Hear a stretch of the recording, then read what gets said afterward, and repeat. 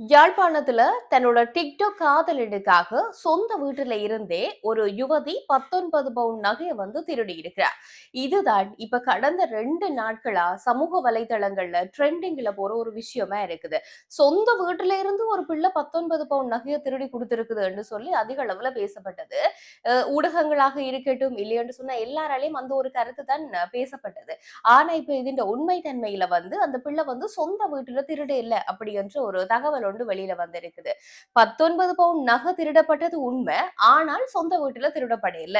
என்ன விஷயம் நடந்திருக்கு அப்படின்றத நாங்கள் முழுமையா இன்றைக்கு இந்த காணொளியில கதைப்போம். அது மாத்திரமில்லாமல் தன் பெற்ற ஒரு 8 வயது பெண் பிள்ளைய தந்தை ஒருவரை துஷ்பிரயோகம் செய்திருக்கிற ஒரு சம்பவமும் இங்க இலங்கையில தான் தமிழர் பகுதியில நடந்திருக்குது. என்ன நடந்தது என்று சொல்லி விரிவாக கதைப்போம். அதோட யூடியூபுக்கு தடை அப்படி என்று சொல்லி சொன்னால் எப்படி இருக்கும்? ஒரு பெரிய இடிய இடிக்கிற மாதிரி இருக்கும் தானே. அப்படி ஒரு நாடு யூடியூபுக்கு தடை விதிக்க போகுது. டிசம்பர் மாசத்துல இருந்து எந்த நாடு தடை விதிக்க போகுது அப்படி என்று சொல்லி நாங்கள் விரிவா இன்றைக்கு இந்த காணொளியில கதைப்போம். காணொளிக்கு போறதுக்கு முதல்ல இதுதான் நீங்க முதல் தடவை எங்களை சேனலை பாக்குறீங்களா வழக்கமா நான் சொல்ற விஷயம் தான்.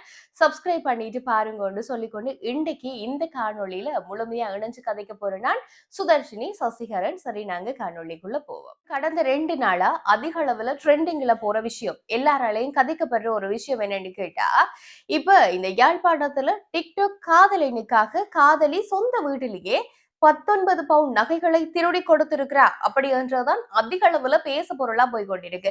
இப்ப நாங்க Facebook எடுத்து பார்த்தாலும் சரி, இல்லைன்னா டிக்டாக்க பார்த்தாலும் சரி என்று சொல்லி எங்கிட்ட சமூக வலைதள கணக்குகளை எடுத்து பார்த்தோம்னா அதிக அளவுல ட்ரெண்டிங்கா போற விஷயங்கள் இந்த ஒரு விஷயமா தான் இருக்குது.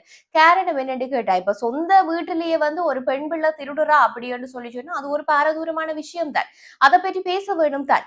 ஆனா இங்க நடந்திருக்கிற விஷயம் சொந்த வீட்டுல திருட இல்ல அப்படின்றதுதான் இதுல உண்மையான ஒரு விஷயமா இருக்குது. என்னன்னு சொல்லி கேட்டால், இந்த நகைகளை திருடின இந்த பெண் பிள்ளை தன்னுடைய உறவினர் ஒருவர் புலம்பெயர் தேசத்துல இருந்து இங்க வந்திருக்கிறா. அவ வந்திருக்கிற நேரத்துல இந்த பிள்ளை என்ன செய்து அவக்கு உதவியா போய் நிக்கிறா அவண்ட வீட்டுல. அப்படி இருக்கேக்குள்ள ஒரு குறிப்பிட்ட நாட்கள்ல அவாண்ட ஒரு கொஞ்சம் கொஞ்சம் நகைகள் காணாமல் போயிருக்குது. அப்ப அவ அதை கொஞ்சம் பெருசுபடுத்தாம விட்டு இருக்கிறா. நகைகள் காணாம போகுதுதான், ஆனா அவ பெருசுபடுத்தாம விட்டு இருக்கிறா. அதுக்கு பிறகு இன்னும் ஒரு நாள் என்ன நடக்குதுன்னா, அந்த பிள்ளையை இவ கூப்பிட அந்த பிள்ளையும் வீட்டை வருது. வீட்டை இவ தன்னுடைய வேலைகளை பார்த்து கொண்டு நிக்கக்குள்ள, அந்த புலம்பெயர் தேசத்துல இருந்து வந்தவா தன் வேலைகளை பார்த்து கொண்டு நிக்கக்குள்ள இவ கலட்டி வைத்திருந்த அவன் தாலியையும் காணல, உதவிக்கு வந்து நின்று அந்த பிள்ளையையும் காணல. அப்பதான் இவக்கு ஒரு சந்தேகம் வருது. அப்ப இவ்வளவு நாள் காணாம போனதுக்கான காரணம் எல்லாம் இந்த பிள்ளையா தான் இருக்குன்னு சொல்லி போட்டு அதுக்கு பிறகுதான் இவ போய் சாவகச்சேரி போலீஸ் நிலையத்துல முறைப்பாடு ஒன்று கொடுக்குறா. இப்படி நகைகள் காணாமல் போனதுன்னு சொல்லி. அப்ப போலீஸுக்கு போனா அதுக்கு பிறகு விசாரணைகள் எல்லாம் ஆரம்பமாகும் தானே. அப்படி விசாரணைகள் ஆரம்பமாகக்குள்ளதான் போலீசார் இந்த பெண்ணையும் கூப்பிட்டு விசாரிக்கிறோம். அப்படி விசாரிக்கக்குள்ளதான் இந்த பெண் எல்லா விஷயத்தையும் சொல்றாய். யாழ்ப்பாணத்துல இருக்கிற தன் டிக்டாக் காதலனுக்கு அவர் அதிசொகுசு வாகனம் ஒன்று, அதாவது மோட்டார் சைக்கிள் ஒன்று வாங்கிறதுக்காகவும் தண்ட காதலன் சொகுசா வாழ்றதுக்காகவும் இந்த பெண் பிள்ளை 19 பவுன் நகையை திருடி கொடுத்திருக்கிறார். அந்த காசை வச்சு இப்ப இந்த காதலன் என்ன செய்திருக்கிறார், ஒரு சொகுசு மோட்டார் சைக்கிள் ஒன்றையும் கொள்வனவு செய்திருக்கிறார். அவர் வாங்கினது மட்டும் இல்ல, அந்த மோட்டார் சைக்கிள் எடுத்துக்கொண்டு வரது, கோவில்ல பூஜை போடுறது அப்படி என்று சொல்லி ஒரு காணொளியும் இப்ப பயங்கரமான வைரலா போய் கொண்டிருக்குது. எல்லாரும் அதைத்தான் எடுத்து இப்ப கலாய்ச்சு கொண்டிருக்கிறார்கள். எப்படி என்று சொல்லி சொன்னால், இப்படி சொந்த வீட்டிலேயே நகையை திருடி கொடுக்கறதுக்கு உங்களுக்கு எல்லாம் ஒரு காதலி இருக்குது, எனக்கு ஒரு 500 ரூபாய் தாரத்துக்கு ஒரு காதலி இல்லையன்ற மாதிரி நாங்க ட்ரோல் பண்ணி கொண்டு இருக்கிறாங்க.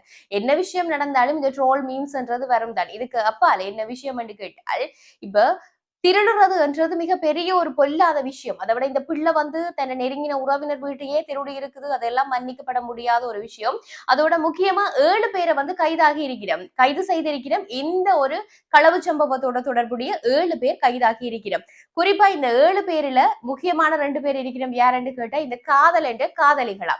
அப்ப திருடி கொடுத்தவா மட்டும் காதலி கிடையாது. அவருக்கு ஏற்கனவே 2 காதலிகள் இருக்கணும். கலிகாலம் பாத்தீங்களோ, தன் கலிகாலம் என்று சொல்றதுல தப்பே இல்லை.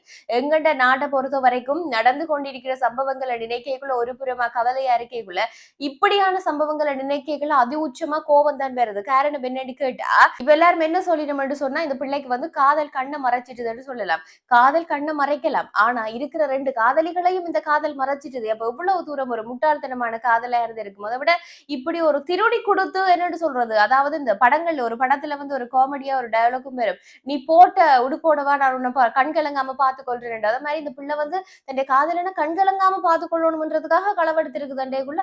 அது எவ்வளவு பெரிய ஒரு யோசிக்க வேண்டிய விஷயமா இருக்குதல்லோ. இப்படி நீங்களும் சமூக வலைத்தளங்கள்ல முடங்கி போய் கிடக்குறீங்கள் அப்படின்னு சொல்லி சொன்னால் இந்த முட்டாள்தனமான விஷயங்களை பார்த்து ஏமாறாதேங்கோ, ஏமாந்து இப்படியான கீழ்த்தரமான செயல்களை செய்யாதேங்கோ அப்படின்னு சொல்லிக்கொண்டு அடுத்ததா ஒரு சம்பவம் ஒன்று என்னடி கேட்டோம் என்று சொல்லி சொன்னால், இப்ப வரப்போற டிசம்பர் மாதத்துல இருந்து ஒரு நாட்டுல யூடியூபுக்கு வந்து அனுமதி கிடையாது. அதாவது என்ன விஷயம் என்று கேட்டா, இப்ப ஏற்கனவே ஆஸ்திரேலியாவுல சிறுவர்கள் 16 வயதிற்கு உட்பட்டவர்கள் இந்த சமூக வலைத்தளங்களை பாவிக்கிறது வந்து முடக்கப்பட்டிருக்குது தானே. அதாவது நீங்கள் வாட்ஸ்அப் பாவிக்க முடியாது, இன்ஸ்டாகிராம் அதே மாதிரியாக ஸ்னாப்சாட் இப்படியான வலைத்தளங்களை வந்து நீங்க பாவிக்க முடியாது. இந்த ஒரு வலைத்தளங்கள் லிஸ்ட்ல அடுத்தது அட் ஆகுறது தான் யூடியூப். இனி வந்து யூடியூப் பாவிக்கிறதுக்கும் அங்க தடை விதிக்க போயினும். காரணம் என்னன்னு கேட்டால், இப்ப சிறுவர்கள் வந்து இதுல இருந்து அதிகளவான விஷயங்களை பார்த்து அவர்கள் வந்து கெட்டு போயினும் அப்படின்ற ஒரு காரணத்துக்காக என்ன செய்தது சொன்னால், ஆஸ்திரேலிய அரசாங்கம் இந்த விஷயத்தை அறிவித்திருக்கு. ஆஸ்திரேலிய நாட்டினுடைய பிரதமர் தான் இந்த விஷயத்தை உத்தியோகபூர்வமா அறிவிச்சிருக்கிறார். எதிர்வருகின்ற டிசம்பர் மாதத்துல இருந்து இந்த சட்டம் முழுமையா அமுல்படுத்தப்பட இருக்குது. அது மாத்திரம் இல்லாமல் இந்த ஒரு விஷயத்தை மீறி செயல்படுகின்ற நிறுவனங்களுக்கு எதிராக பெரும் தொகையான அபராதங்களும் விதிக்கப்பட இருக்கு. ஆகையினால டிசம்பர் மாதத்துல இருந்து ஆஸ்திரேலியாவில் 16 வயசுக்கு கீழ்ப்பட்டவர்கள் இந்த யூடியூப் என்றதை வந்து பாவிக்கிறதுக்கு முற்று முழுதா தடை செய்யப்பட்டிருக்கு. அது மாத்திரம் இல்லாமல் இப்ப நீங்க சாதாரணமா அந்த யூடியூப் செயலியை வந்து பார்த்து கொள்ளலாம். ஆனால் நீங்கள் அதுல வந்து கணக்குகளை வச்சிருக்கவோ இல்லையேண்டா காணொளிகளை பதிவேற்றவோ உங்களால முடியாது. அந்த அளவு தூரத்துக்கு யூடியூப முடக்கி போட்டிருக்கிறோம். இங்கேயும் சிலவள இப்படியான விஷயங்களை கொண்டு வந்தா நல்ல மட்டும்தான் நினைக்கிறேன். ஏனென்றா நல்ல விஷயங்களை நாங்கள் நடக்கக்குள்ள அதை ஆதரிக்கணும். ஏனென்றா இப்ப வந்து வயது வேறுபாடு இல்லாம எல்லா இடத்துலயும் இந்த சமூக வலைத்தள கணக்குகள்ல பார்த்தோம்னு சொல்லி சொன்னா அதிகளவான சின்ன பிள்ளைகள் கணக்கை வச்சிருக்கு, அக்கௌண்ட் வச்சிருக்குது. அப்ப நல்ல விஷயங்களை உட்புகுத்தலாம், அதுல தவறே இல்லை என்றதுதான் என்னுடைய ஒரு கருத்தா இருக்கு. அடுத்த ஒரு விஷயம் நாங்கள் இந்த காணொளியில பேச போறது என்னன்னு கேட்டா, தான் பெற்ற மகளையே ஒரு தந்தை பாலியல் துஷ்பிரயோகம் செய்திருக்கிற ஒரு சம்பவம் ஒன்று இங்க தமிழர் பகுதியில இலங்கையில நடந்திருக்கு. அதாவது திருகோணமலை மூதூர் பட்டித்தலை பகுதியை சேர்ந்திருக்கிற இடத்துலதான் இந்த ஒரு சம்பவம் நடந்திருக்கு. அதாவது தன் 8 வயசு மகளை தந்தை பாலியல் ரீதியா துஷ்பிரயோகத்திற்கு உட்படுத்தி இருக்கிறார். இந்த சம்பவம் தொடர்பா அந்த சிறுமியின் தாய்க்கு தெரிய வர தாய் உடனடியா வந்து போலீசுக்கு போய் முறைப்பாடு செய்திருக்கிறார்.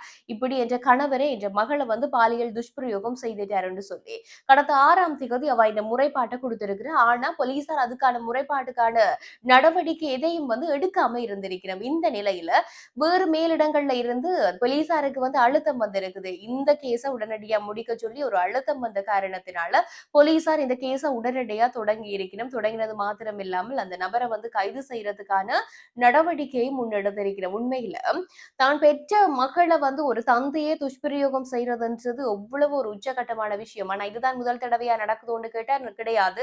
எத்தனையோ சம்பவங்கள் இப்படி நடந்திருக்கிறத நாங்கள் பார்த்து கொண்டுதான் இருக்கிறோம். நான் ஏற்கனவே சொன்ன மாதிரி நெருங்கின உறவினர்களால தான் இப்படியான சம்பவங்கள் ஏராளமா நடந்து கொண்டிருக்கிற நேரத்துல இப்ப மூதூர்ல இந்த ஒரு சம்பவம் நடந்திருக்குது. இப்படியெல்லாம் இருக்கேக்குள்ள உண்மையில சில வீடுகள்ல பார்த்தோம்னு சொன்னா சம்பவங்கள் ஏற்கனவே நடந்திருக்கு. சில இடங்கள்ல இப்ப கணவன் ஒரு தவறு செய்யறாருண்டா மனைவி அந்த தவறை எப்படியாவது மூடி மறைச்சு குடும்ப கௌரவம் என்ற ஒரு விஷயத்த பாப்பிடும். ஆனா இந்த ஒரு சம்பவத்தை பொறுத்த வரைக்கும் அந்த மனைவியே இந்த விஷயத்துக்கு எதிரா இருந்து போலீஸ் நிலையத்துல போய் முறைப்பாடு செய்திருக்கிறார். இப்படித்தான் ஒவ்வொரு குடும்பத்துல நடந்தா இப்படியான செயல்பாடுகளை தான் முன்னெடுக்கணும். காரணம் என்னன்னா ஒரு தவற செய்துட்டு குடும்ப கௌரவத்துக்காக எனக்கு தெரிந்தவர்களே அதை மூடி மறைப்பினம் என்று சொல்லி நினைக்கிறதுனாலதான் அதிகளவான குற்றச் செயல்கள் வந்து மூடி மறைக்கப்படுது. ஆனா இப்படியான சம்பவங்கள் மீள நிகழாமல் இருப்பதை உறுதிப்படுத்துற விதமா இப்படியான சில பேர் வந்து முன்னகர்த்தி செல்றதுன்றதுதான் மிக முக்கியமான விஷயமா இருக்குது. ஆக பொம்பளை பிள்ளைகளை வைத்திருக்கிறார்கள், மிக மிக கவனமா தான் இருக்கணும். பெண் குழந்தைகள் ஒரு வீட்டுல பிறந்தா மகாலட்சுமியே வந்து பிறந்துட்டான்னு சொல்ற உலகத்துல ஒரு தமிழர் தேசத்துல இப்படியான ஒரு கொடூரமான சம்பவத்தை பெற்ற தந்தையை அரங்கேற்றி இருக்கிறான் அப்படி என்று சொன்னால் எங்களுடைய கலிகாலம் ஆரம்பமாகிட்டது அப்படி என்று எங்களுக்கு எல்லாம் கண்ணூடாகவே தெரியுது இல்லையோ. இப்படி இருக்கேக்குள்ள அவதானமா இருந்து கொள்ளுங்க உங்களோட வாழ்க்கைகளை பொறுத்த வரைக்கும் என்று சொல்லிக்கொண்டு இன்றைக்கு இந்த காணொலியை இதோட முடிக்கிறேன். நன்றி உறவுகளே.